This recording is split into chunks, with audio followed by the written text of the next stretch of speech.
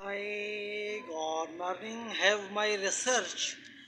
You know, I have many researches. Before 6 months, I share one research with my article. What is the time sequence binding? तो इस पर मैं वजाहत से इस बात को आज सवाल इस पे हो जाए कि क्या है टाइम सीक्वेंस बाइंडिंग।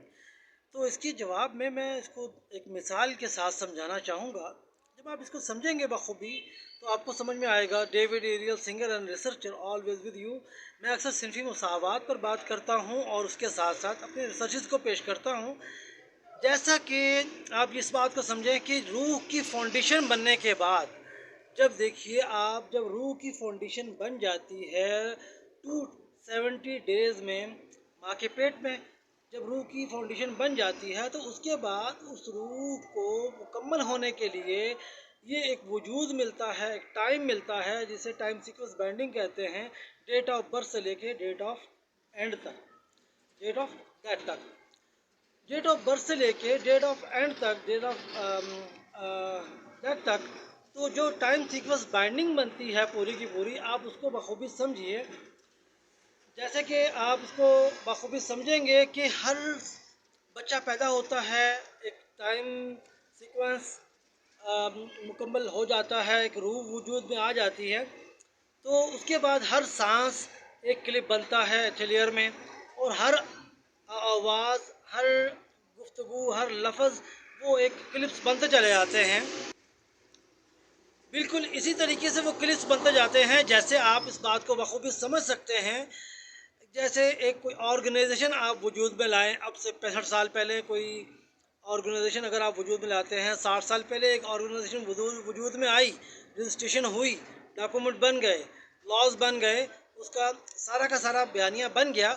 अब उसके बाद उसके मिनट्स हैं, एवरी डे उसकी मीटिंग्स, उसके मिनट्स, उसके प्रोजेक्ट्स, उसके टोटली पोर्टफोलियो। अब उसकी जब जब वो 60 साल के बाद स्लीपिंग मोड में आती है तो उसकी पूरी की पूरी पोर्टफोलियो, उसकी वर्थ, उसके मिनट्स जो हैं वो एक पूरा का पूरा एक मुसव्वदा और दलालत करता है इस बात पर कि वो उस ऑर्गेनाइजेशन के पूरे मिनट्स, 60 साल के जो मिनट्स होते हैं वो वैल्यूएबल होते हैं, कि हर चीज़ को आपने ऑन द रिकॉर्ड रखा हुआ है।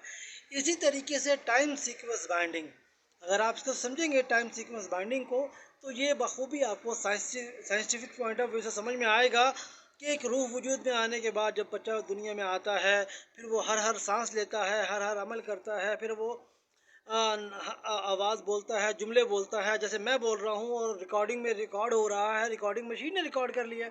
लेकिन अगर कोई रिकॉर्डिंग मशीन रिकॉर्ड नहीं भी कर रही है तो फ़िज़ा में ऐसे स्कैनर लगा कर तमाम साबका रिकॉर्डिंग्स को लिया जा सकता है।